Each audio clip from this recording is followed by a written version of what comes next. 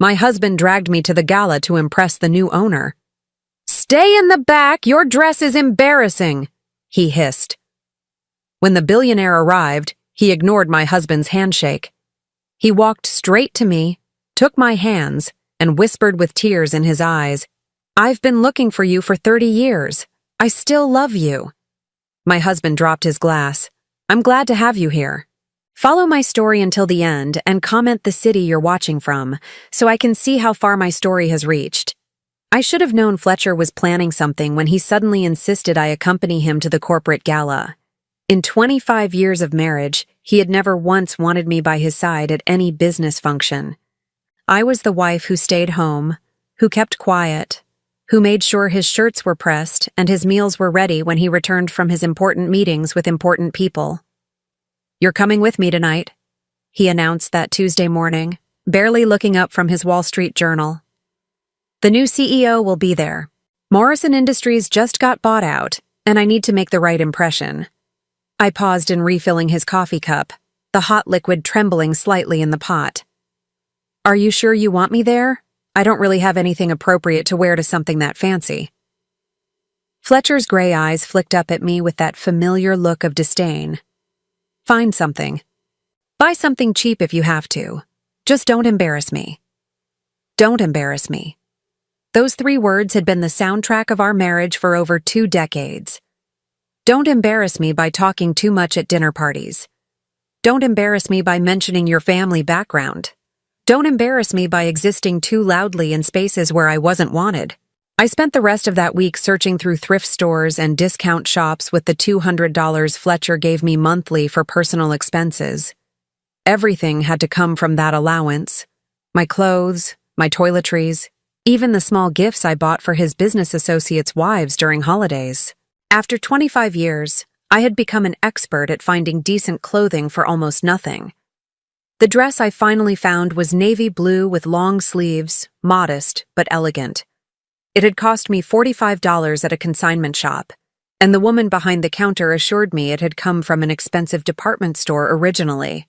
I pressed it carefully and hung it in the back of my closet, trying not to think about how Fletcher would find something wrong with it anyway. The night of the gala arrived faster than I wanted. Fletcher emerged from his dressing room in a perfectly tailored black tuxedo that probably cost more than I spent on clothes in an entire year. His silver hair was slicked back, and he wore his father's gold watch, the one that reminded everyone he came from money, even if his business was drowning in debt. "You ready?" he asked, then stopped when he saw me. His face immediately darkened. "That's what you're wearing?" I looked down at my dress, suddenly seeing it through his eyes. What had seemed elegant in the store now felt shabby and outdated. "I thought it looked nice. It was the best I could find with the budget you gave me." Fletcher shook his head in disgust. "It'll have to do. Just try to stay in the background tonight. Don't draw attention to yourself. And for God's sake, don't talk about anything personal. These are serious business people." The ride to the Grand Hyatt downtown was silent except for the classical music Fletcher preferred and the occasional sound of him checking his phone. I sat beside him, my hands folded in my lap, touching the small silver locket at my throat without thinking. It was the only piece of jewelry I owned that Fletcher hadn't bought me, the only thing that was truly mine. I had worn it every day for 30 years, tucked beneath my clothes where no one could see it.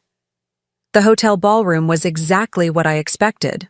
Crystal chandeliers, white tablecloths, and the kind of people who measured their worth in stock portfolios and vacation homes.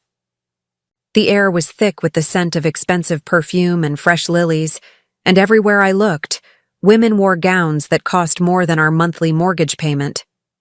"Stay here," Fletcher commanded, pointing to a spot near the bar where shadows from the decorative plants would hide me. "I need to find some people. Don't wander off." I nodded and watched him stride away, his shoulders straight with false confidence. I knew his business was struggling. I heard the phone calls late at night, the worried conversations about loans and deadlines and clients jumping ship. This gala was his desperate attempt to salvage something, to make connections that might save him from bankruptcy. I stood where he left me, nursing a glass of water and watching the crowd. Business executives laughed too loudly at each other's jokes. Their wives compared jewelry and vacation plans. Everyone seemed to know exactly where they belonged, while I felt like a shadow in my $45 dress. 20 minutes passed before I saw Fletcher across the room, gesticulating wildly to a group of men in expensive suits. His face was red with exertion, and I could see the desperation in his movements even from a distance. Whatever he was trying to sell them, they weren't buying it. Then the energy in the room shifted. Conversations quieted, and heads turned toward the main entrance. I craned my neck to see what was causing the commotion, and my breath caught in my throat. A tall man in an impeccably tailored tuxedo had entered the ballroom. His dark hair was touched with silver at the temples, and he moved with the quiet confidence that only comes from real power, not the desperate imitation of it. Even from across the room, there was something familiar about the way he carried himself, something that made my heart skip in a way it hadn't in decades. "That's him," someone whispered nearby. "That's Julian Blackwood, the new CEO." Julian. The name hit me like a physical blow. It couldn't be. After 30 years, it couldn't possibly be him. But as he turned slightly, scanning the crowd with those dark eyes I knew so well, I knew with absolute certainty that it was Julian Blackwood, the man I had loved with every fiber of my being when I was 22 years old, the man whose child I had carried for 3 months before losing everything, the man I had been forced to walk away from, leaving my heart buried in that college town where we had planned our entire future together. He was older now, distinguished in a way that spoke of success and power, but his face was the same. The strong jawline, the intense eyes that seemed to see straight through people, the way he held his head slightly tilted when he was thinking. My Julian, who wasn't mine anymore and hadn't been for 3 decades. I pressed myself further into the shadows, my heart pounding so hard I was sure people could hear it. What was he doing here? What were the chances that he would be the new CEO of the company Fletcher desperately needed to impress? Across the room, Fletcher spotted Julian and immediately began pushing through the crowd toward him.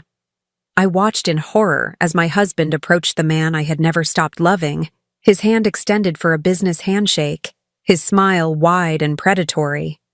Julian accepted the handshake politely, but I could see even from a distance that he wasn't really listening to whatever Fletcher was saying.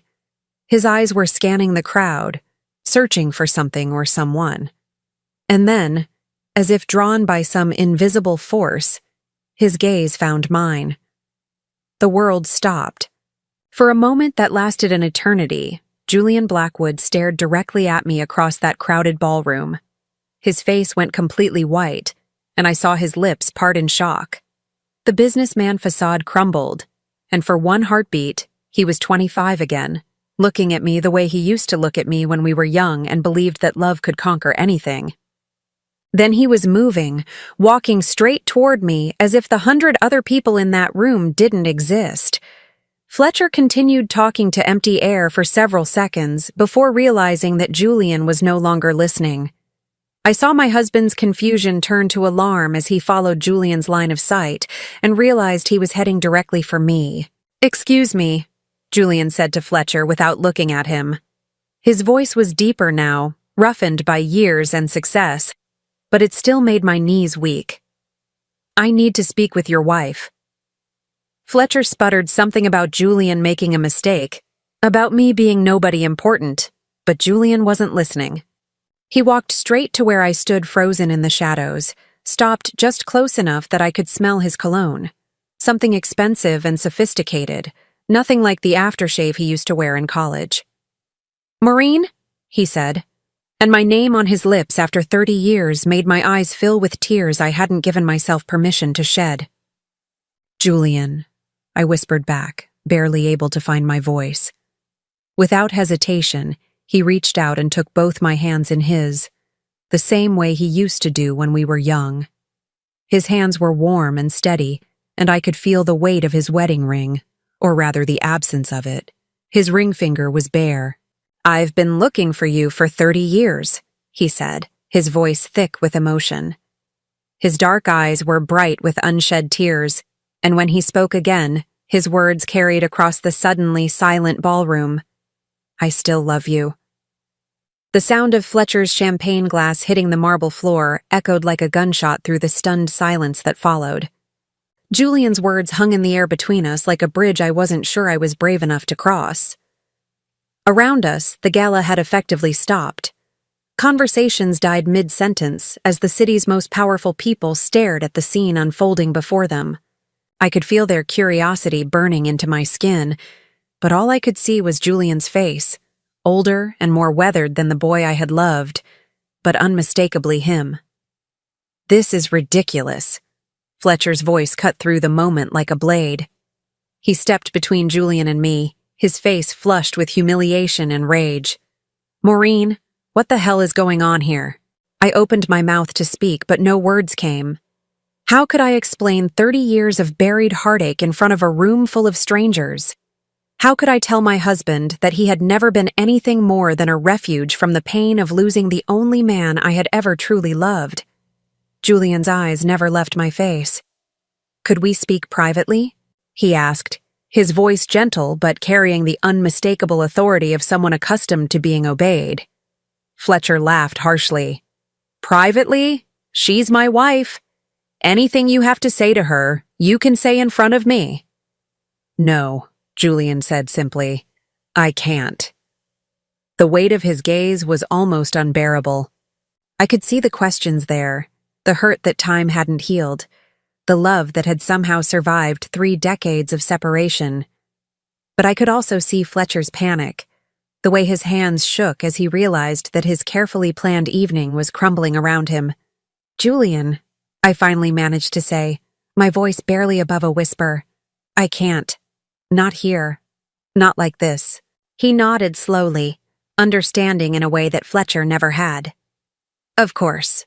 But Maureen—" He reached into his jacket pocket and pulled out a business card, white with silver embossing.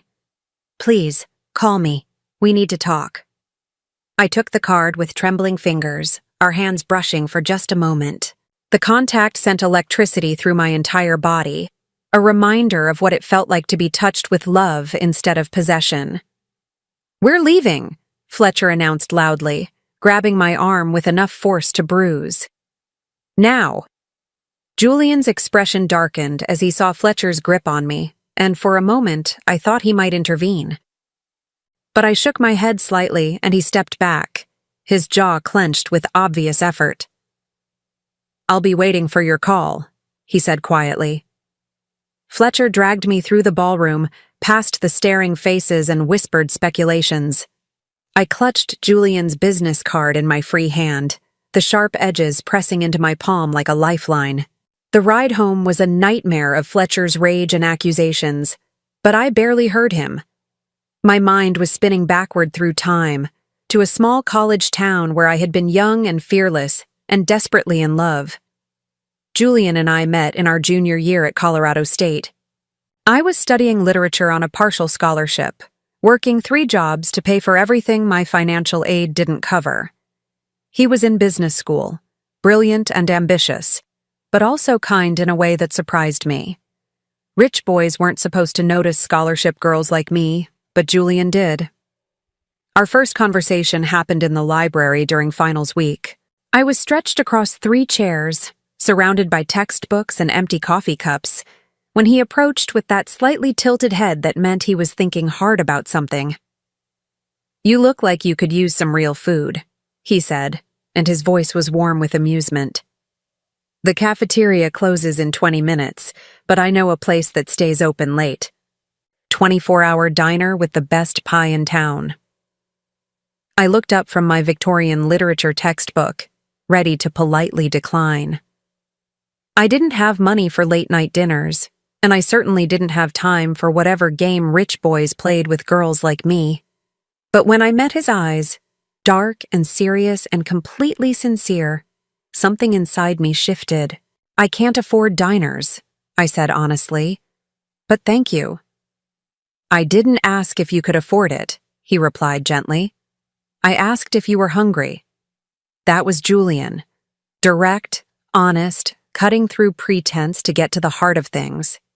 We went to the diner that night, and he bought me apple pie and listened while I talked about books and dreams and the scholarship I was desperately trying not to lose. He didn't try to impress me with stories about his family's money or his future plans. He just listened, really listened, in a way no one ever had before. We became inseparable after that. Julian introduced me to his world of cocktail parties and country clubs, but he also slipped away from those gatherings to explore my world of midnight study sessions and shared pizza in tiny dorm rooms. We talked about everything: literature and business, family and dreams, the future we were building together piece by careful piece. The night he proposed was perfect in its simplicity. We were sitting in our favorite spot by the campus lake, watching the sun set over the mountains. Julian pulled out his grandmother's emerald ring, antique and beautiful, and his hands shook as he slipped it onto my finger. "Marry me, Maureen," he said, and his voice was thick with emotion. "I want to spend the rest of my life making you happy." I said yes without hesitation.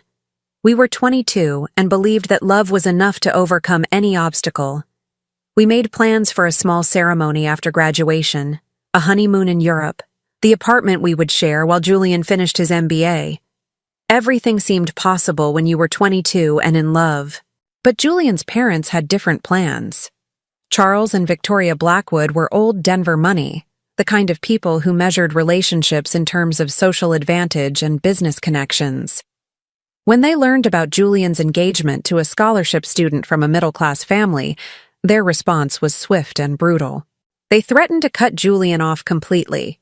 No more tuition money, no trust fund, no place in the family business empire they had spent generations building. But worse than that, they threatened to destroy my scholarship, my future, everything I had worked so hard to achieve. Charles Blackwood had connections everywhere, including the university administration. One word from him, and I would lose everything. "They can't do this," Julian said when he told me about their ultimatum. We were in his apartment, and his face was white with fury. "I'll fight them. I'll give up the money, the business, all of it. We'll make our own way." But I was already pregnant with his child, though I hadn't told him yet. I had discovered it 3 days earlier, sitting on the bathroom floor of my dorm with a plastic test strip in my shaking hands. I was 22 and terrified and desperately in love with a man whose family would destroy us both rather than accept me. That night, I made the hardest decision of my life. I broke up with Julian without telling him about the baby. I gave him back his grandmother's ring and walked away from everything we had built together. I told him I had realized we were too different, that I didn't want the life he was offering me. I watched his heart break in real time, saw the confusion and pain in his eyes, and I nearly crumbled, but I held firm. I let him believe I had stopped loving him rather than tell him the truth, that his parents' threats had terrified me, that I was carrying his child, that I was sacrificing our future to protect him from having to choose between me and everything he had ever known. 3 weeks later, I lost the baby. A miscarriage at 8 weeks, sudden and devastating. I bled alone in a hospital emergency room, grieving not just for the child I had lost, but for the future that was already gone. Julian tried to reach out during those weeks, but I couldn't bear to see him. I couldn't bear to tell him that I had destroyed us for nothing, that the child we would have had together was gone. When Fletcher Morrison asked me to marry him 6 months later, I said yes. Fletcher was safe, predictable, completely different from Julian in every way that mattered. He wasn't the love of my life, but he offered security and a way to start over. I thought I could learn to love him, or at least to find contentment in the life he was offering. I was wrong about that, as I was wrong about so many things. Fletcher turned out to be controlling in ways that took years to fully understand. It started small. Suggestions about my clothes, my friends, the way I spoke in public. Gradually, those suggestions became demands, then ultimatums. He isolated me from my college friends, convinced me that my family was beneath his social circle, made me financially dependent on his monthly allowance. What I had mistaken for protection was actually possession. For 25 years, I had lived as Fletcher's wife, playing the role he had scripted for me. I learned to be quiet at dinner parties, to dress appropriately for his business functions, to ask permission before spending money or making plans. I became the kind of woman who apologized for existing too loudly in spaces where I wasn't wanted. But I never forgot Julian. I carried our love story inside me like a secret wound that never quite healed. I kept his grandmother's emerald ring hidden in my jewelry box, though I told myself I would return it someday when the pain wasn't so sharp. I read the business news religiously, following his career from a distance as he built his own empire without his parents' help. I celebrated his successes and mourned his failures from afar, always wondering if he ever thought of me. Now, sitting in Fletcher's car as he raged about the humiliation I had caused him, I clutched Julian's business card and felt something I hadn't experienced in decades. Hope. Whatever had brought him back into my life, whatever cosmic joke or cruel twist of fate had made him the new CEO of Fletcher's most important client, it felt like a second chance I had never dared to dream of. The business card felt like fire in my hands as I sat in our bedroom that night, staring at the simple white rectangle with silver embossing. Julian Blackwood, Chief Executive Officer, Blackwood Industries. A phone number, an email address. 30 years of separation reduced to a few lines of text. Fletcher had locked himself in his study after we returned from the gala, and I could hear him on the phone with his business partners, his voice rising and falling in desperate explanations. The walls in our house were thick, but not thick enough to muffle his panic. Everything had been riding on tonight's meeting with the new CEO, and instead of securing a contract, he had watched his wife's past explode into his present like a bomb. I should have told him years ago. Should have mentioned, casually over breakfast or during one of our silent dinners, that I had once known someone named Julian Blackwood. But how do you explain that you married one man while still desperately in love with another? How do you admit that 25 years of marriage has been built on the foundation of a broken heart? I pulled out the small wooden jewelry box I kept hidden in the back of my closet. Beneath winter sweaters Fletcher never noticed. My fingers found the familiar weight of the emerald ring Julian had given me when we were 22 and believed in forever. I had never returned it, though I told myself for years that I would find a way to get it back to him. The truth was simpler and more painful. It was the only piece of our love story I had been allowed to keep. The ring caught the lamplight, throwing tiny green reflections across my palm. Julian's grandmother's ring, passed down through 4 generations of Blackwood women. He had been so nervous when he proposed, his hands shaking as he slipped it onto my finger beside the campus lake where we used to study together on warm afternoons. "It's been waiting for the right woman," he had said that night, his dark eyes serious and full of love. "It's been waiting for you." I had worn it for exactly 3 months before everything fell apart. The memory of that afternoon in Charles Blackwood's office was still sharp enough to make my hands tremble. Julian's father had summoned me to the downtown Denver high-rise where Blackwood Industries was headquartered, and I had gone expecting to discuss wedding plans. Instead, I found myself sitting across from a man whose cold eyes and calculating smile made my skin crawl. "Miss Campbell," he had said, leaning back in his leather chair like a predator who had cornered his prey. "I understand my son has made you certain promises." I had lifted my chin, trying to project a confidence I didn't feel. At 22, I thought courage was enough to overcome anything. "Julian and I are engaged. We're planning to marry after graduation." Charles Blackwood laughed, a sound devoid of any warmth. "Are you? How interesting. Tell me, what do you imagine married life will be like? The country club memberships, the charity galas, the summers in the Hamptons? Do you think you'll fit into our world, Miss Campbell?" "I think love is more important than social status," I replied, though my voice had begun to waver. "Love." He repeated the word like it tasted bitter. Let me tell you about love, Miss Campbell. Love is a luxury that people in my family can't afford. Julian has responsibilities. To this company, to our family name, to the legacy that spans 4 generations. He will marry someone who can support those responsibilities, not someone who will drag them down. I started to argue, but he held up a hand for silence. You're on a partial academic scholarship, aren't you? Majoring in literature with a minor in education. Your father works in construction. Your mother is a secretary at an insurance company. Middle-class people, I'm sure they're very nice, but hardly the background we expect for a Blackwood daughter-in-law. Each word was precisely chosen to cut, and they found their mark. I felt my face burn with shame and anger, but Charles Blackwood wasn't finished. I've done my research, Miss Campbell. One phone call from me to the right people at Colorado State, and your scholarship disappears. Your grades are excellent, but there are plenty of excellent students who need financial aid. Without that scholarship, you'll have to drop out, won't you? All those dreams of becoming a teacher, of making something of yourself, gone. My mouth had gone dry. The scholarship was everything to me. Without it, I would have to leave school, probably forever.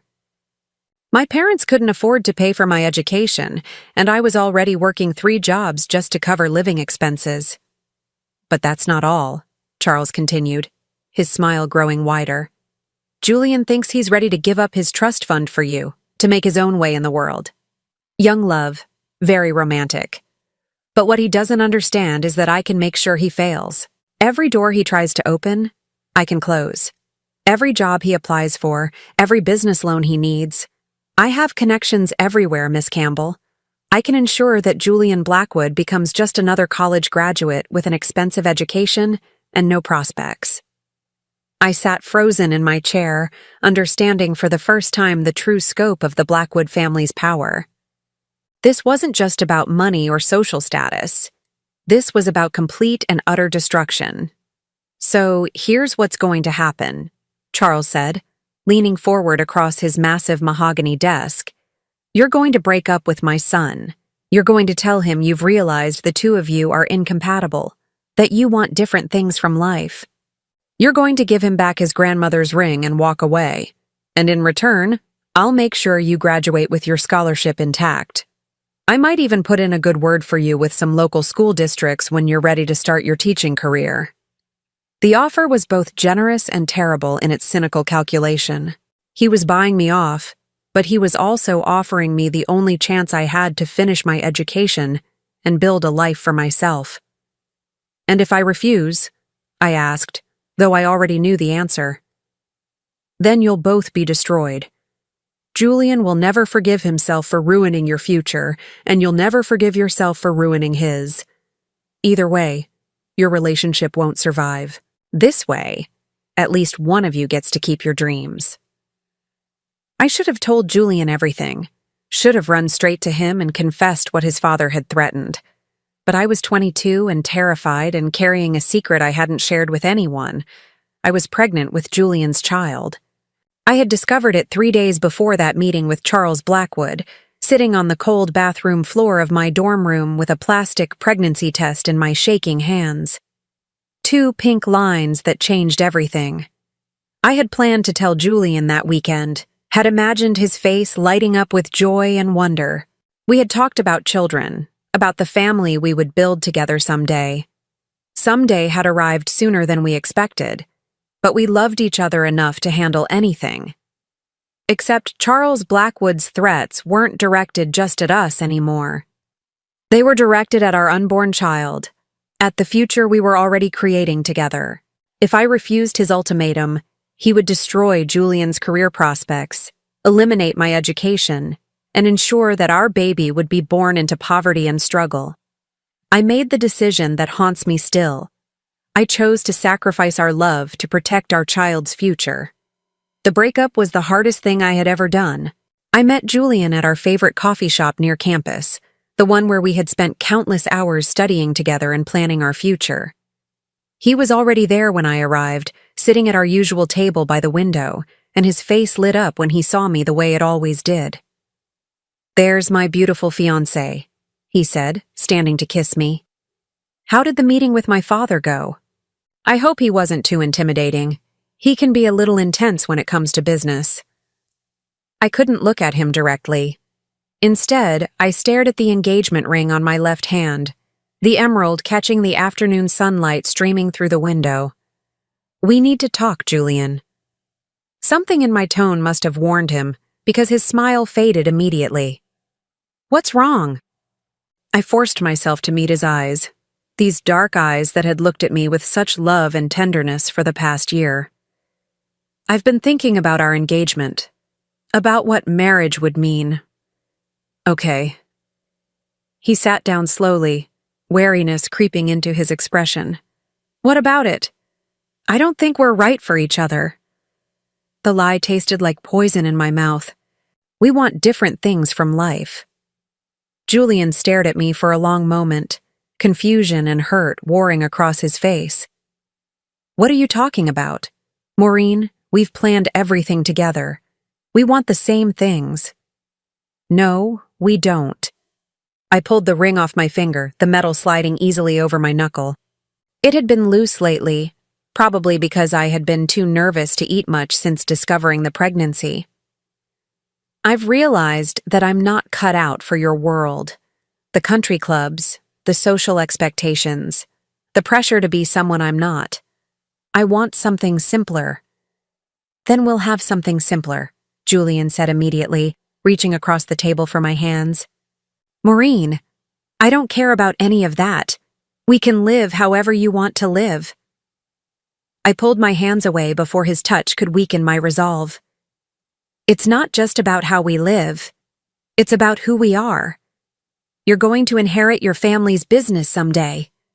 You'll need a wife who can support that world, who understands it. I'm not that person. You're exactly that person, Julian insisted, his voice rising with desperation. You're intelligent, beautiful, kind. You're everything I want in a wife, in a partner. Maureen, where is this coming from? Last week you were excited about looking at apartments for next year. What changed? Everything, I wanted to say. Everything changed when your father showed me exactly what your family is capable of. When I realized that loving you isn't enough to protect the child growing inside me. Instead, I placed the emerald ring on the table between us, the small click of metal against wood sounding like a gunshot in the quiet coffee shop. I'm giving you back your ring. Julian stared at the ring as if it were a poisonous snake. No, Maureen, this is crazy. Whatever's wrong, we can fix it. We love each other. Love isn't always enough, I said quietly, hating myself for the truth in those words. It is for us, Julian said fiercely. It has to be. I stood up before I could lose my nerve entirely. I'm sorry, Julian. I truly am. But this is for the best. For the best? Julian shot to his feet, his chair scraping against the floor. How is breaking up for the best? Maureen, talk to me. Tell me what's really going on here. For one terrible moment, I almost did. Almost told him about his father's threats, about the pregnancy, about the impossible choice I was being forced to make. But Charles Blackwood's warning echoed in my mind. Julian would never forgive himself for ruining my future, and I would never forgive myself for ruining his. Goodbye, Julian, I whispered, and walked away from the only man I had ever loved. 3 weeks later, I lost the baby. I was alone when it happened, cramping and bleeding in my small dorm room on a rainy Thursday morning. By the time I made it to the campus health center, it was already over. 8 weeks of pregnancy ended as quickly and quietly as it had begun. These things happen sometimes, the doctor told me gently. Often in the first trimester. It doesn't mean anything was wrong with you, or that you can't have healthy pregnancies in the future. But I knew the truth. I had sacrificed my relationship with Julian to protect a child who was already gone. I had destroyed our love for nothing. Julian tried to contact me during those weeks, leaving messages I didn't return, showing up at places he knew I would be. I avoided him with the skill of someone whose heart was too shattered to risk further breaking. Eventually, he stopped trying. Eventually, he graduated and moved away, and I never saw him again. Until tonight. 6 months after our breakup, Fletcher Morrison asked me to marry him. Fletcher was a business acquaintance of my father's, 12 years older than me, and nothing like Julian in any way. He was stable, predictable, completely safe. When I said yes, it wasn't because I loved him. It was because I was tired of being alone with my grief, tired of turning down Julian's grandmother's ring every night before bed. I thought I could learn to love Fletcher. I thought that safety and security might be enough to build a life on. I was wrong about that, as I had been wrong about so many things. Now, 25 years later, I sat in the bedroom of the house Fletcher had bought to showcase his success, holding Julian's business card and his grandmother's ring, and wondering if second chances were real or just cruel jokes the universe played on people who had already lost everything that mattered. Tomorrow, I would have to decide whether to call the number on that white card, whether to open a door I had closed 3 decades ago, when I was young and pregnant and terrified enough to believe that love wasn't worth fighting for. The question was whether I was brave enough now to discover what might have been different if I had chosen to fight instead of run. I spent 3 sleepless nights staring at Julian's business card before I found the courage to call. Each time I picked up the phone, Fletcher's voice echoed in my mind with all the reasons I shouldn't, all the ways this would destroy the carefully constructed life we had built together. But lying awake at 3 in the morning, I realized that carefully constructed was just another way of saying completely hollow. On Thursday morning, Fletcher left early for a golf meeting with potential investors, desperate men like himself, trying to save sinking businesses with handshakes and false promises. I waited until I heard his car pull out of the driveway before I walked to the kitchen phone, my hands trembling as I dialed the number embossed in silver on that white card. Blackwood Industries, Mr. Blackwood's office, a professional female voice answered. This is? I paused, realizing I didn't know how to identify myself. I wasn't Julian's college girlfriend anymore. I wasn't his lost love. I was Fletcher Morrison's wife, calling a man who had declared his feelings for me in front of a ballroom full of Denver's most influential people.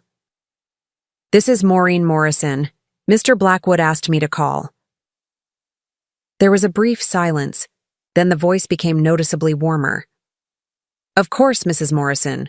Mr. Blackwood has been expecting your call. Can you hold for just one moment? The wait felt eternal. I gripped the phone so tightly my knuckles went white, listening to classical music that reminded me of the concerts Julian and I used to attend when we were students.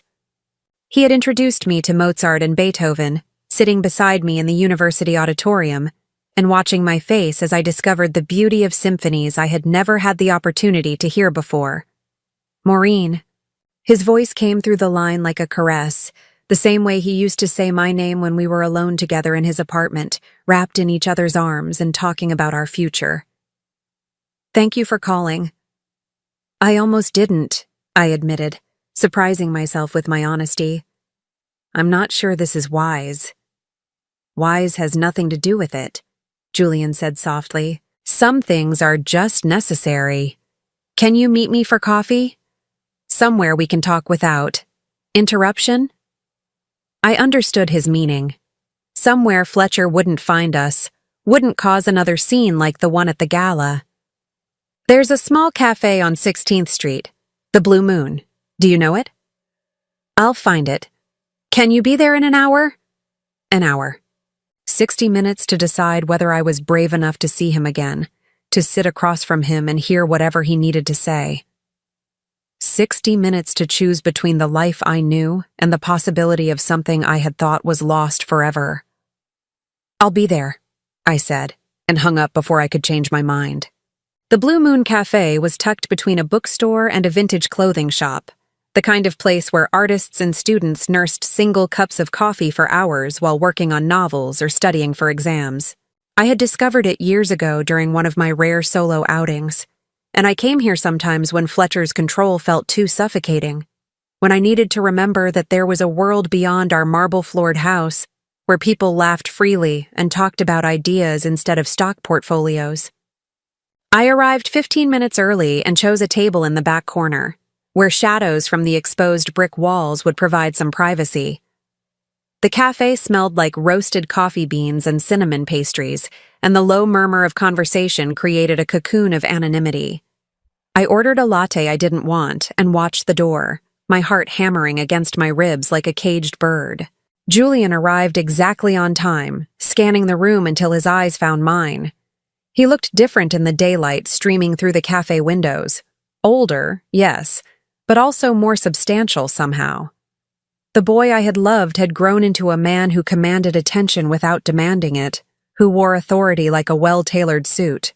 But when he smiled at me, really smiled for the first time since that night at the gala, I saw traces of the 22-year-old who had proposed to me beside a campus lake. "You look beautiful," he said as he sat down across from me, and I felt heat rise in my cheeks. Fletcher hadn't called me beautiful in years. Pretty, maybe, when I was dressed appropriately for one of his business functions. Acceptable, presentable, never beautiful. "You look successful," I replied, deflecting the compliment because I didn't know how to accept it anymore. Julian's smile faded slightly. "Success isn't the same thing as happiness, Maureen. I learned that the hard way." A waitress appeared to take Julian's order. Black coffee, the same way he used to drink it in college when we stayed up all night studying together. After she left, an awkward silence stretched between us, filled with 30 years of unspoken words and unanswered questions. "Why did you leave?" Julian asked finally, his voice quiet but direct. "The real reason, not the story about us wanting different things." I never believed that, not for 1 second. I had rehearsed this conversation in my mind for 3 days, trying to find words that would explain without revealing too much. But sitting across from him, seeing the pain that still lived in his dark eyes after all these years, I found myself telling him everything. I told him about his father's threats, about the meeting in that cold downtown office where Charles Blackwood had laid out exactly how he would destroy both our futures if I didn't walk away. I told him about the pregnancy I had hidden from everyone, about losing the baby 3 weeks after our breakup, about marrying Fletcher because I was tired of grieving alone. Julian listened without interrupting, his face growing paler with each revelation. When I finished, he sat in stunned silence for a long moment, his hands clenched into fists on the small cafe table. "My father threatened you," he said finally, his voice deadly quiet. "And you were pregnant. With my child."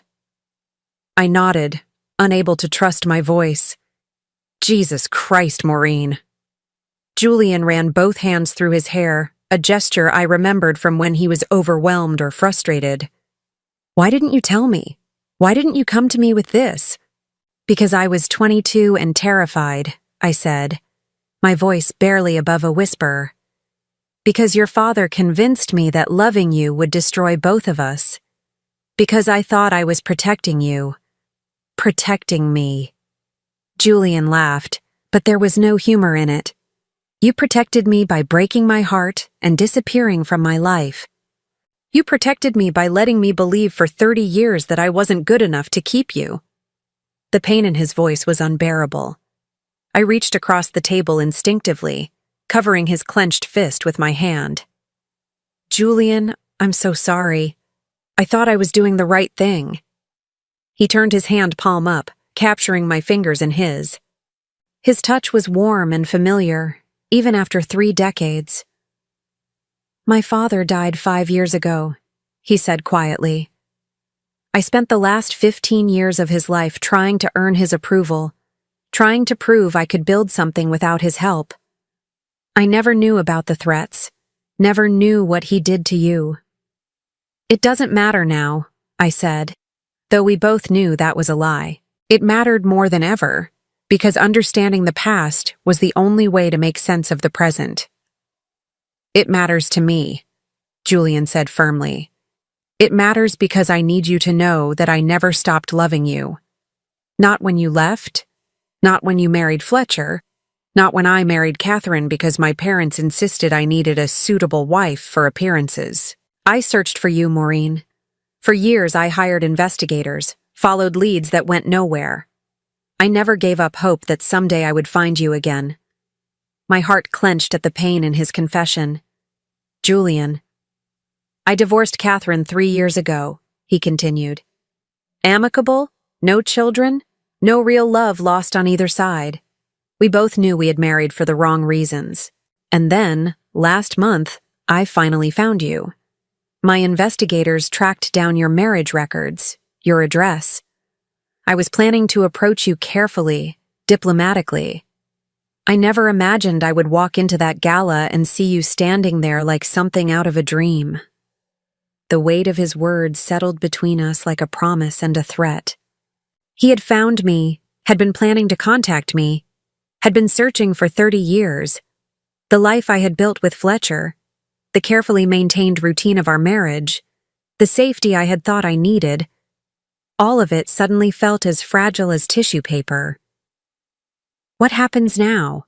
I asked, though I was afraid of the answer. Julian's hand tightened around mine. That depends on you. I know you're married. I know this is complicated. But Maureen, I also know that what we had was real, and I don't think it ever really died. Not for me, and I don't think for you either. He was right, and we both knew it. Sitting across from him in that small cafe, I could feel the pull between us as strongly as I had when we were 22 and believed that love could conquer anything. But I wasn't 22 anymore. I was 57 and married to a man who controlled every aspect of my life, who would never let me go without a fight. Fletcher will never give me a divorce, I said quietly. Not willingly. He sees me as a possession, not a person, and he needs my compliance to maintain his image, especially now when his business is struggling. Then don't ask his permission, Julian said simply. Leave him. Come work for me. I'll make sure you're protected financially and legally. The offer hung in the air between us, tempting and terrifying in equal measure. A job would give me independence, a way to support myself without Fletcher's monthly allowance. Working for Julian would give me a reason to see him every day, to rebuild whatever connection still existed between us. But it would also mean war with Fletcher, who would see my employment by Julian as the ultimate betrayal. I need time to think, I said, though part of me wanted to say yes immediately, wanted to walk out of that cafe and into a new life without looking back. Julian nodded, understanding as always. Take all the time you need. But Maureen. He pulled out another business card, this one with his personal cell phone number written on the back. Don't disappear on me again. Whatever you decide, don't just vanish. I can't go through that again. I took the card, our fingers brushing once more. I won't disappear, I promised, and meant it. We sat in comfortable silence for a few more minutes, drinking coffee that had grown cold while we excavated the ruins of our past. When Julian finally stood to leave, he leaned down and kissed my cheek gently, the same way he used to when we were students and he was walking me back to my dorm after long study sessions in the library. I'll be waiting, he said softly, for however long it takes. I watched him leave, this man who had loved me for 30 years without knowing why I had left him. The cafe suddenly felt empty without his presence, as if all the light had gone out of the room. I sat alone with my cold coffee and tried to imagine what my life might look like if I was brave enough to choose love over safety, possibility over routine. The drive home was a blur of Denver traffic and racing thoughts. I kept Julian's business card in my purse, next to the first one he had given me at the gala, and I could feel them there like a secret heartbeat. By the time I pulled into our driveway, I had almost convinced myself that I could do it, that I could tell Fletcher I was leaving, that I was taking a job with Julian's company, that our marriage was over. But Fletcher was waiting for me in the kitchen when I walked through the door, and one look at his face told me that my decision might not be mine to make after all. "Where have you been?" he demanded, his voice sharp with suspicion and barely contained rage. "I went for coffee," I said carefully, hanging my purse on the hook by the door and trying to project casual innocence. Just needed to get out of the house for a while. Coffee. Fletcher repeated the word like it was a foreign concept. For 3 hours. I had been gone longer than I realized. Time moved differently when you were excavating 30 years of buried feelings, trying to make sense of choices that had shaped your entire adult life. I ran some errands afterward, I lied smoothly. Groceries, dry cleaning, the usual things. Fletcher stepped closer, his gray eyes scanning my face for signs of deception. Groceries, he said. Then where are they? My stomach dropped. I had been so consumed with thoughts of Julian, so overwhelmed by our conversation, that I had driven straight home without stopping anywhere. I forgot to pick them up. I was distracted, thinking about other things. What other things? Fletcher's voice was dangerously quiet now, the tone he used when he was trying to control his temper in public. What could possibly be so important that you forgot to do the one thing you told me you were going out to do? I could see the trap closing around me, could feel Fletcher's suspicion crystallizing into something more dangerous. He had always been jealous, possessive, but the encounter with Julian at the gala had triggered something primal in him. He knew he was losing control, and a man like Fletcher would do anything to maintain his grip on what he considered his property. Nothing important, I said quietly, hating myself for the familiar capitulation. I'm sorry. I'll go back out and get the groceries now. No. Fletcher grabbed my arm, his fingers digging into my flesh hard enough to leave bruises. You're not going anywhere. Not today, not tomorrow, not until I figure out what the hell is going on with you and Julian Blackwood. For a moment, we stared at each other in the marble-floored kitchen of the house Fletcher had bought to showcase his success. I could see my reflection in his eyes, and what I saw there wasn't a wife or a partner or even a person. What I saw was a possession that had dared to develop a will of its own, and Fletcher Morrison had never been the kind of man who tolerated disobedience. That's when I knew, with crystal clarity, that choosing Julian wasn't just about love or second chances or healing old wounds. It was about survival. Because staying with Fletcher would slowly kill every part of me that was still alive, and I had already given him 25 years of my life. Fletcher's grip on my arm tightened until I winced, and I saw something flicker across his face. Satisfaction at my pain. It was a look I had seen before, though I had always told myself I was imagining it. Fletcher Morrison took pleasure in my discomfort, in my compliance, in the small ways he could demonstrate his power over me. Let go of me, I said quietly, testing the waters of rebellion for the first time in 25 years. Or what? Fletcher's smile was cold, predatory. You'll call your boyfriend? You'll run to Julian Blackwood and tell him how mean your husband is being? The mockery in his voice was designed to make me feel foolish, childish, as if my feelings were nothing more than a ridiculous fantasy. It was a technique he had perfected over the years: dismiss, diminish, and control. But something had shifted in me since sitting across from Julian in that cafe, since learning the truth about why our love had been destroyed. Let go of me, I repeated, my voice stronger this time. Fletcher studied my face for a long moment, then released my arm with enough force to make me stumble backward. You think you're in love, he said, his voice dripping with disdain. 57 years old and acting like a teenager with her first crush. It's pathetic, Maureen. Truly pathetic. I rubbed the red marks his fingers had left on my arm, marks that would be purple bruises by tomorrow. What's pathetic is a man who has to hurt his wife to feel powerful. The words came out before I could stop them, and I saw Fletcher's face go white with rage. In 25 years of marriage, I had never spoken to him like that, had never challenged his authority so directly. We both knew something fundamental had changed between us, and there would be no going back to the careful dance of dominance and submission that had defined our relationship. You want to know about pathetic?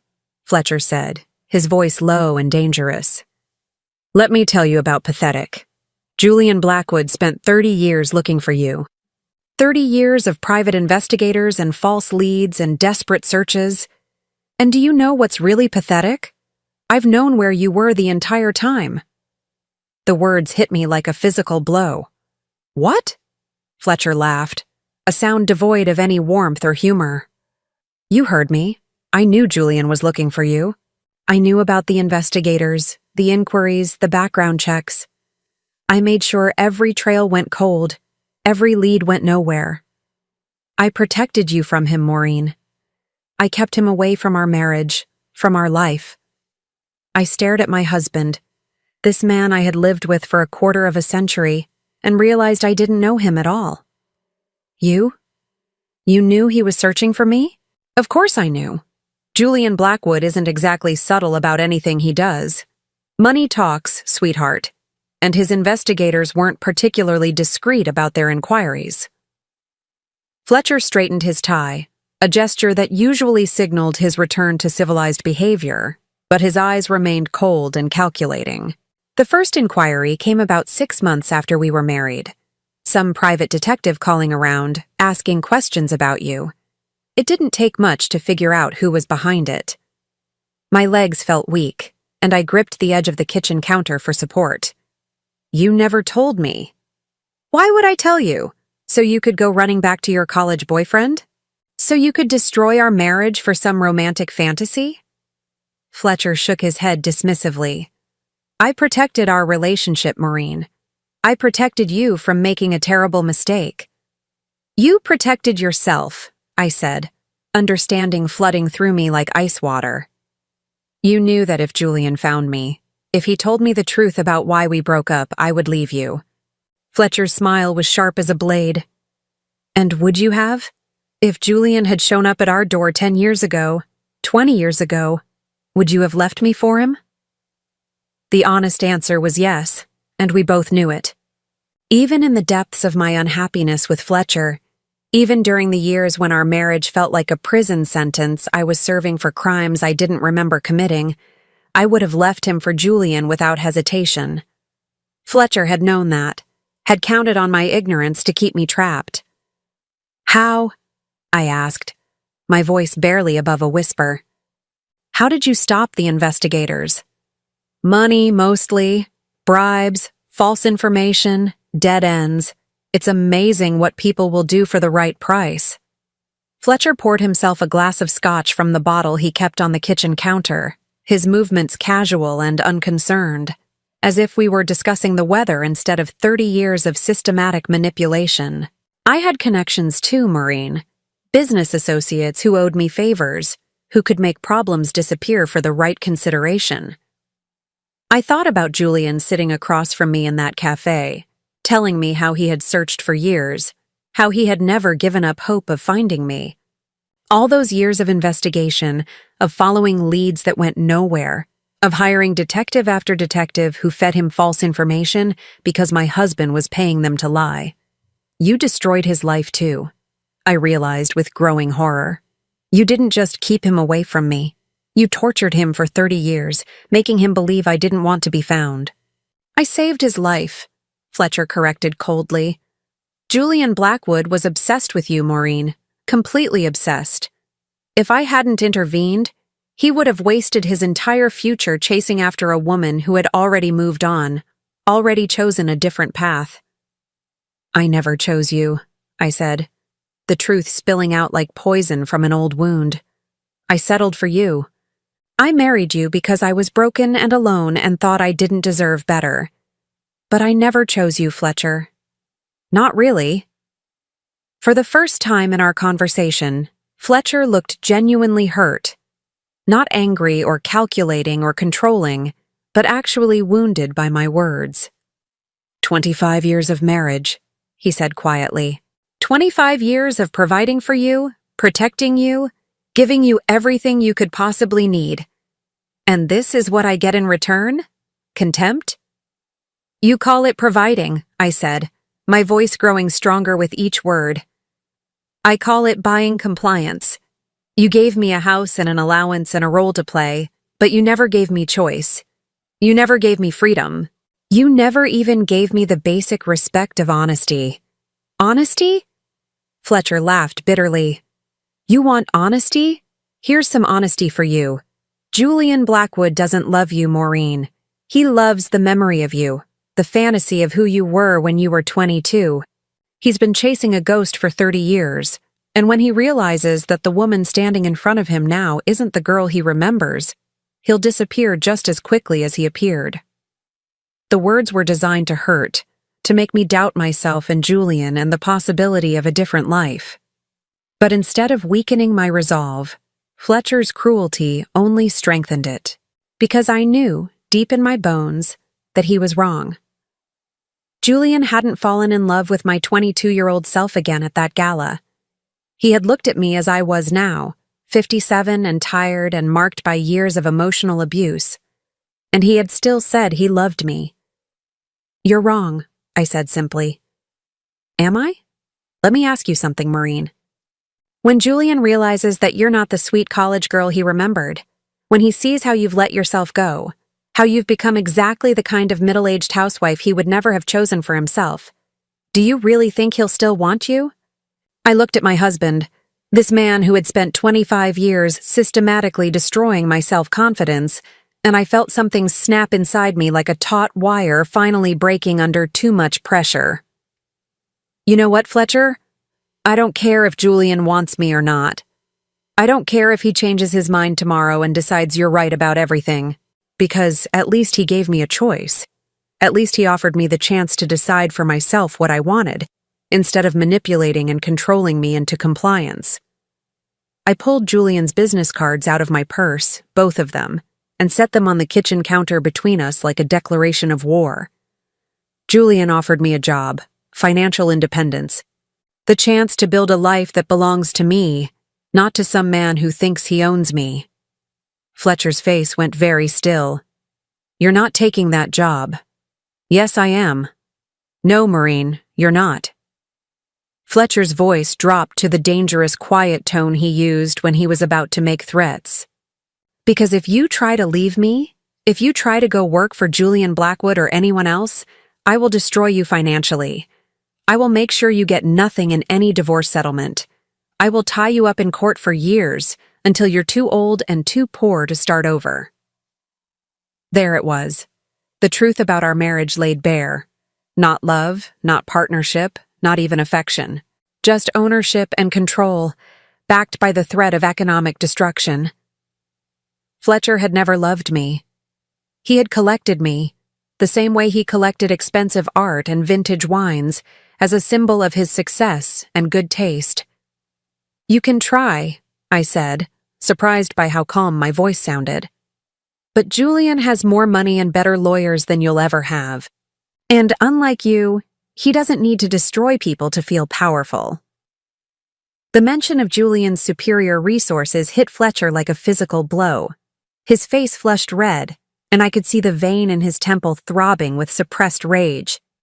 Fletcher Morrison hated being reminded that he was nouveau riche, that his money and status were recent acquisitions built on leveraged debt and desperate schemes.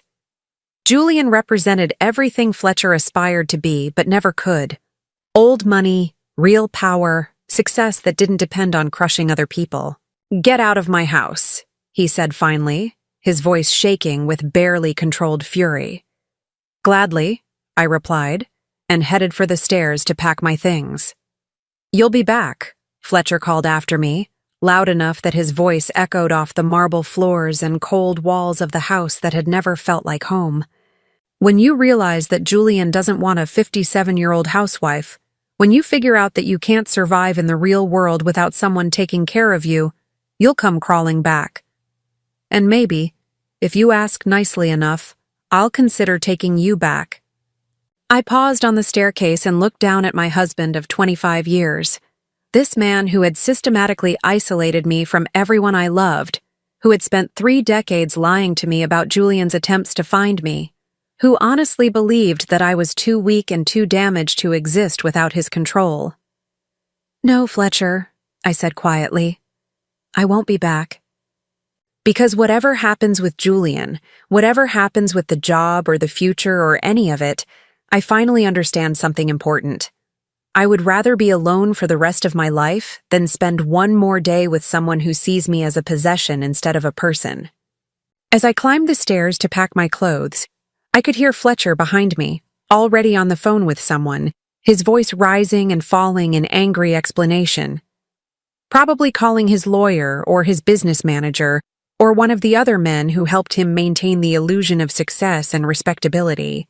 But for the first time in 25 years, I wasn't listening to Fletcher Morrison's voice with fear or anxiety or the need to please. I was listening to it the way you listen to background noise, something irrelevant that would soon fade away entirely. I had a phone call to make, a job to accept, and a life to reclaim. And it was starting right now. I called Julian from my car in the parking lot of a hotel downtown, my hands still shaking from the confrontation with Fletcher. The sun was setting over the Denver skyline, painting the mountains in shades of gold and purple that reminded me of the evenings Julian and I used to spend studying together on the university campus, when the future seemed limitless and love felt strong enough to overcome any obstacle. "Maureen?" Julian answered on the first ring, as if he had been waiting by the phone. "Are you all right? You sound upset." "I'm leaving him," I said without preamble, my voice steadier than I felt. "Fletcher, I'm leaving him tonight, and I want to accept your job offer." There was a moment of silence, then Julian's voice came through warm and sure. "Where are you?" "The Marriott downtown. I couldn't think of anywhere else to go." "Stay there. I'll be right over." 20 minutes later, I watched through the hotel lobby windows as Julian's black BMW pulled up to the valet stand. He emerged wearing jeans and a simple gray sweater, looking more like the college boy I had fallen in love with than the powerful CEO who commanded boardrooms and million-dollar deals. When he spotted me sitting in one of the lobby's leather chairs, his face lit up with a mixture of relief and something deeper: hope. "Are you hurt?" he asked, sitting down beside me and immediately noticing the bruises on my arm where Fletcher had grabbed me. His jaw tightened with controlled anger. "Did he put his hands on you?" "Nothing I can't handle," I said, though we both knew that wasn't really true. Fletcher's abuse had been psychological for so long that the physical component felt like a natural escalation, not a shocking departure from his usual behavior. Julian reached out carefully, gently touching the purple marks on my forearm. "No one should ever put their hands on you in anger, Maureen. No one." The tenderness in his voice, the careful way he examined the bruises as if they were wounds he could heal through sheer force of will, made tears spring to my eyes. I had forgotten what it felt like to be treated with genuine concern, to have someone care about my pain instead of dismissing it as weakness or melodrama. "Tell me what happened," Julian said quietly. So I did. I told him about Fletcher's revelation that he had known about Julian's search for 30 years, about the systematic sabotage of every investigation, about the threats and manipulation that had kept us apart. Julian listened with growing incredulity and rage, his hands clenched into fists as the full scope of Fletcher's deception became clear. 30 years, he said finally, his voice rough with emotion. 30 years of wondering if you ever thought about me, if you ever regretted leaving. 30 years of believing that maybe I hadn't fought hard enough for you, that maybe you really had stopped loving me. "I never stopped loving you," I said, the words tumbling out before I could stop them. "Not for one day in 30 years. I married Fletcher because I was broken and alone, but I never stopped carrying you in my heart." Julian turned to face me fully, his dark eyes searching my face. "And now, after everything that's happened, after all the time that's passed, what do you want now, Maureen?" It was the question I had been afraid to answer, even to myself. What did I want from this impossible situation? This second chance that felt like a gift and a test rolled into one. "I want to find out who I am when I'm not afraid," I said honestly. "I want to discover what my life could look like if I'm making the choices instead of having them made for me. And I want to find out if what we had was real enough to survive everything that's happened to us."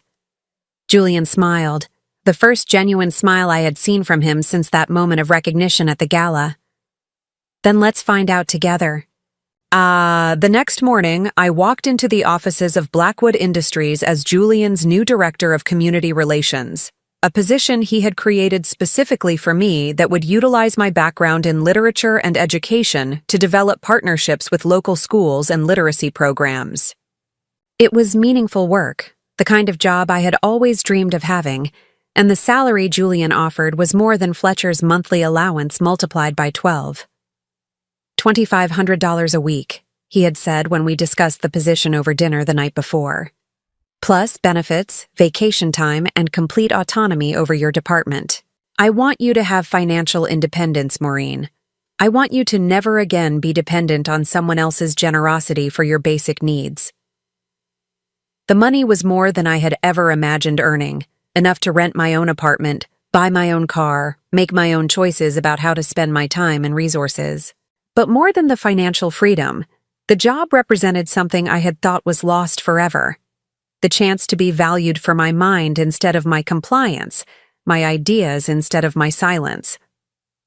Julian's assistant, Rebecca, welcomed me warmly and gave me a tour of the offices, introducing me to department heads and explaining the company's various community outreach initiatives. Everyone was professional and friendly, treating me like a valued colleague rather than the boss's personal project. By the end of my first day, I felt more energized and purposeful than I had in decades. But Fletcher wasn't finished with his attempts to control the narrative. 3 days into my new job, Julian called me into his office with a grim expression. "We need to talk," he said, closing the door behind me. "Fletcher's been busy." He handed me a legal document, thick with official seals and threatening language. Fletcher was suing me for alienation of affection, claiming that Julian had deliberately interfered with our marriage and seeking financial damages for the destruction of our relationship. It was an archaic legal concept, rarely used in modern divorce proceedings, but Fletcher had found lawyers willing to pursue it. He's also filed for an injunction to freeze any joint assets until the divorce is finalized, Julian continued. Bank accounts, credit cards, even the car you've been driving. He's trying to cut off your access to everything. I sank into the chair across from Julian's desk, feeling the familiar weight of Fletcher's manipulation settling over me like a suffocating blanket. Even when I tried to escape his control, he found new ways to trap me. New methods to remind me of my dependence on his generosity. "He wants me to come crawling back," I said quietly. "He thinks if he can make me desperate enough, scared enough, I'll give up and return to him."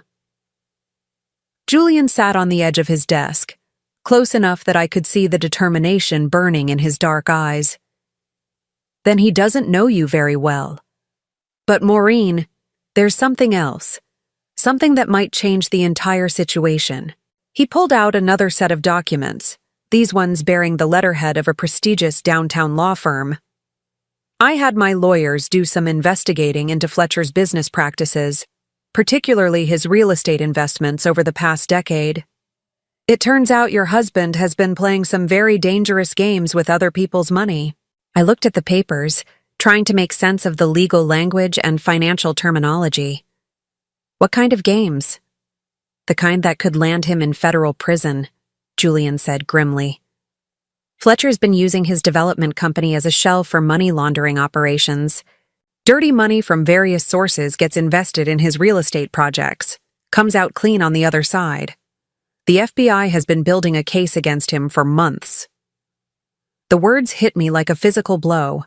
Fletcher, for all his faults, had always seemed like a legitimate businessman, if not a particularly successful one.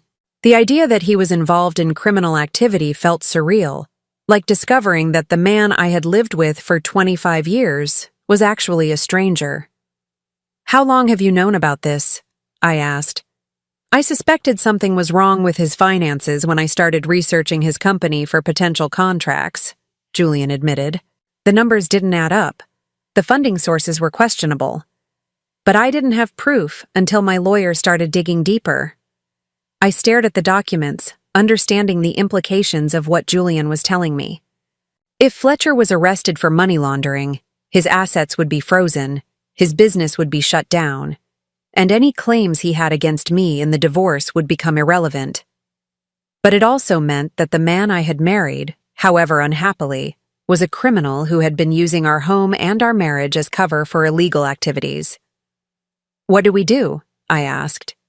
Julian's expression was carefully neutral, but I could see the protectiveness in his eyes, the same fierce determination that had driven him to search for me for 30 years.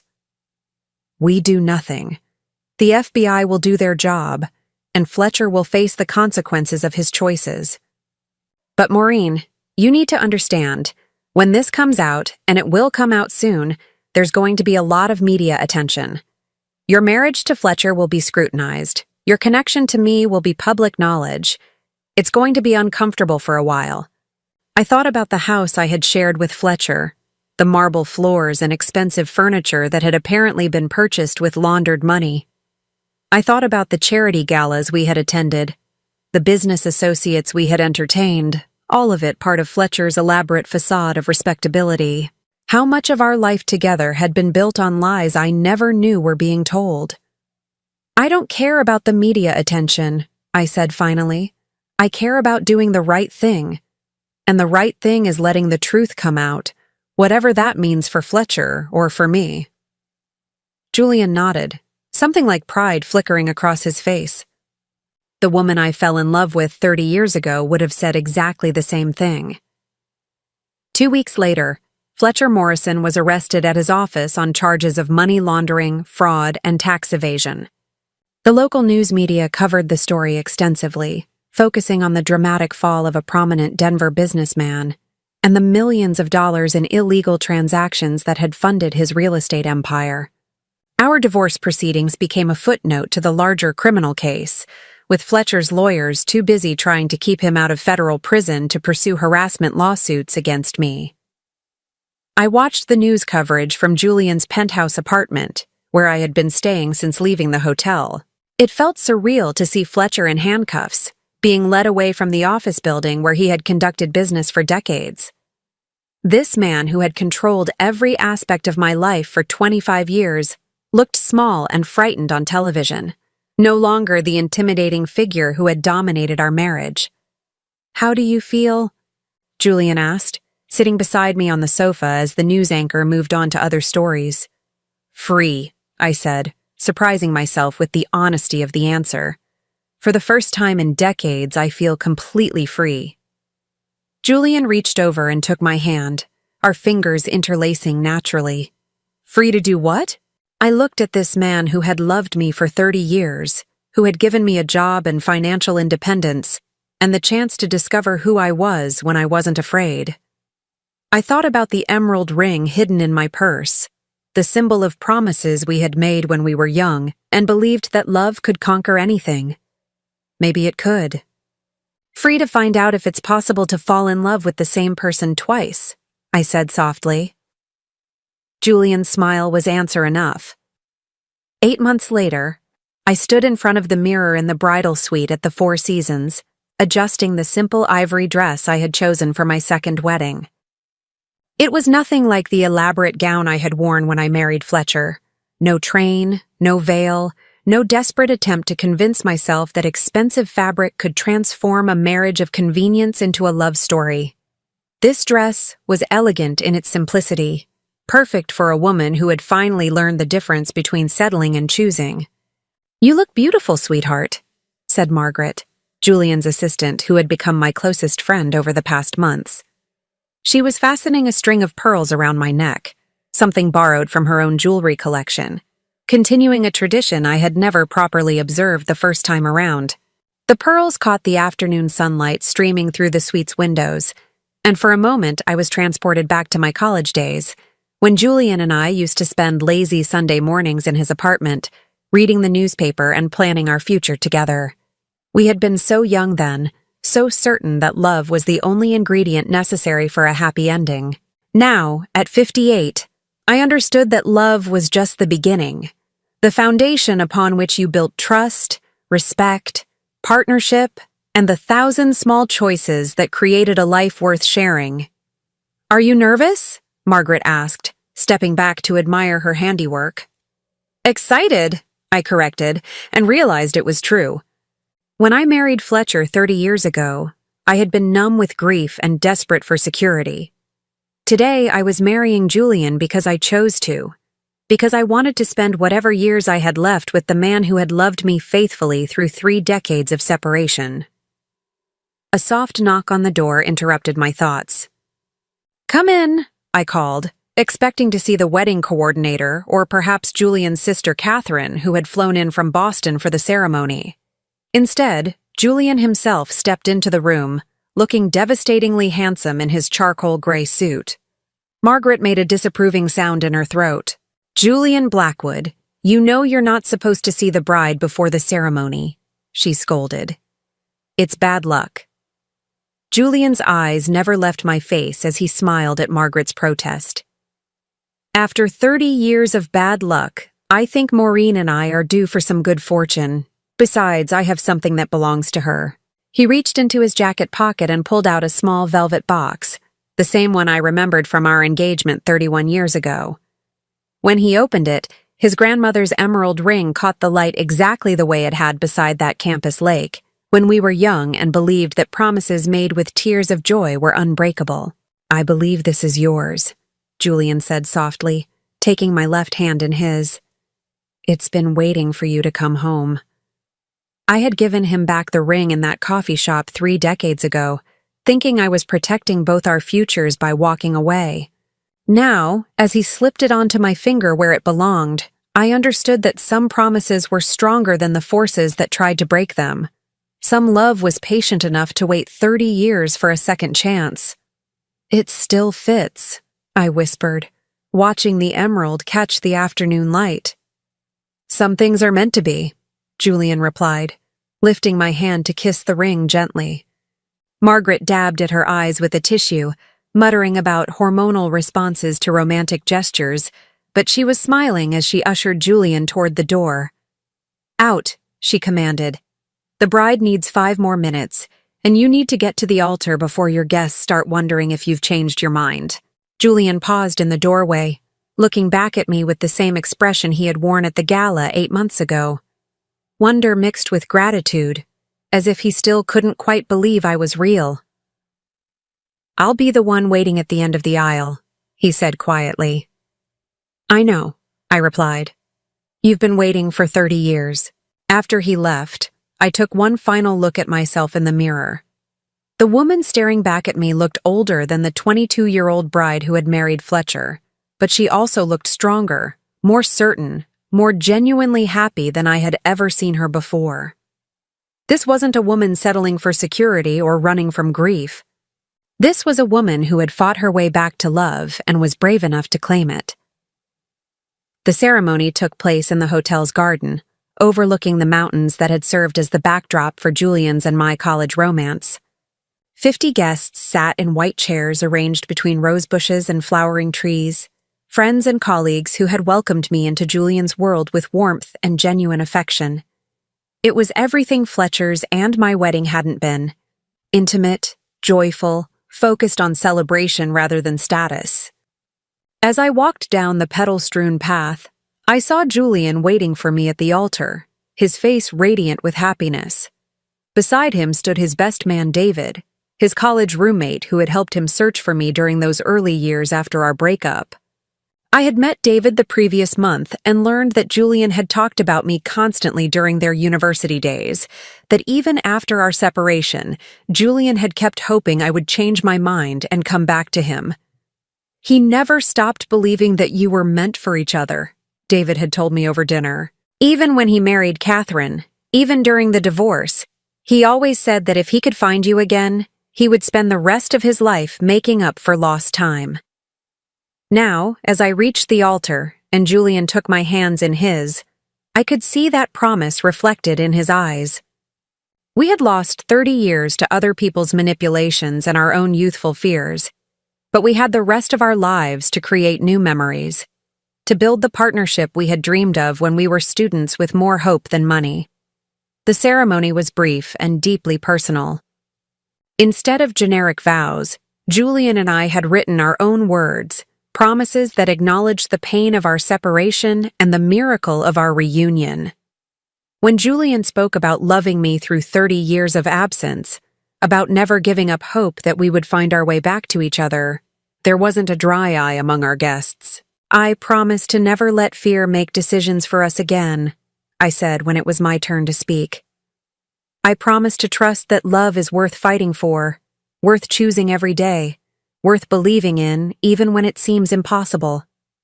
When the minister pronounced us husband and wife, Julian kissed me with 30 years of pent-up longing and gratitude. The garden erupted in applause and joyful laughter, but all I could hear was my own heartbeat and Julian's whispered "finally" against my lips. The reception was held in the hotel's ballroom, the same space where Fletcher and I had attended countless business functions over the years, pretending to be a happy couple while maintaining the careful emotional distance that had defined our marriage. Tonight, that ballroom was transformed into something magical. Candlelit tables, soft jazz music, and the kind of genuine celebration that happens when people gather to witness real love. During our first dance, Julian and I swayed to the same song we had danced to at our senior prom 31 years ago. "The Way You Look Tonight," with its promise of enduring love and timeless beauty, felt prophetic now in a way it hadn't then. "Any regrets?" Julian asked as we moved together, his arms strong and certain around me. "Only one," I said, smiling up at him. "I regret that we lost 30 years, but I don't regret the path that led us back to each other. Without everything we've been through, I might not appreciate how precious this is." Julian spun me gently, and I caught a glimpse of our guests watching us with the kind of satisfaction that comes from witnessing a long-overdue happy ending. Margaret was dancing with David, tears of joy still visible on her cheeks. Catherine, Julian's sister, was deep in conversation with several of my new colleagues from Blackwood Industries, all of them treating me like family, rather than the boss's new wife. After the formal dances ended, Julian and I stepped onto the hotel's terrace for a few moments of quiet together. The Denver skyline sparkled below us, and in the distance, the mountains stood silhouetted against the star-filled sky. It was the same view I had admired during my college years, when Julian and I used to drive into the foothills to study and dream about our future together. "Do you remember what we used to say about those mountains?" Julian asked, following my gaze. I smiled at the memory. That they had been there for millions of years, and they would be there for millions more. That some things were permanent, even when everything else felt temporary. "Like us," Julian said simply. "Like this." He pulled out his phone and showed me a photograph he had taken during the ceremony. The moment when I walked down the aisle toward him, my face glowing with happiness and certainty. In the background, the mountains rose majestically, eternal witnesses to our second chance at love. "I want to remember this moment exactly as it is," Julian said. "I want to remember how it feels to finally have everything I've ever wanted." As we stood together on that terrace, surrounded by the celebration of our love and the promise of our shared future, I thought about Fletcher serving his sentence in federal prison, about the house I had shared with him now empty and awaiting sale by Government Assets Recovery. I felt no vindictive satisfaction at his downfall, only a quiet gratitude that his lies and manipulations were no longer my burden to carry. I thought about Charles Blackwood, Julian's father, who had died 5 years earlier, still believing that he had successfully separated his son from an unsuitable woman. He had never lived to see Julian and me reunited, had never been forced to confront the failure of his cruel machinations. Perhaps that was justice enough. Most of all, I thought about the woman I had been 8 months ago, trapped, controlled, convinced that safety was more important than happiness. She felt like a stranger now, someone I remembered with compassion but no longer recognized as myself. The woman I had become was stronger, braver, more willing to fight for what mattered. She was someone I was proud to be. "What are you thinking about?" Julian asked, noticing my contemplative expression.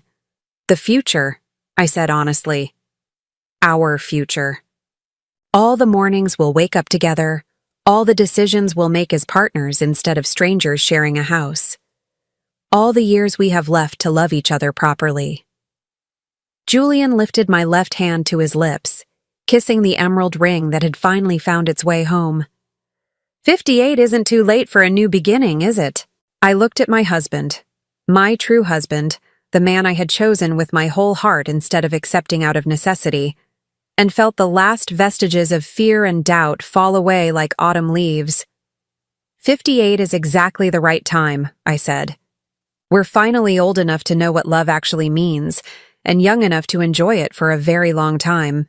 As we rejoined our reception, dancing and laughing with the people who had become our chosen family, I realized that some stories don't end with the first, I do. Sometimes they begin there, with second chances and hard-won wisdom, and the understanding that real love is worth waiting for, worth fighting for, worth choosing again and again until you get it right. Julian and I had gotten it right at last, and we had the rest of our lives to celebrate that miracle. Now I'm curious about you who listened to my story. What would you do if you were in my place? Have you ever been through something similar? Comment below, and meanwhile, I'm leaving on the final screen 2 other stories that are channel favorites, and they will definitely surprise you. Thank you for watching until here.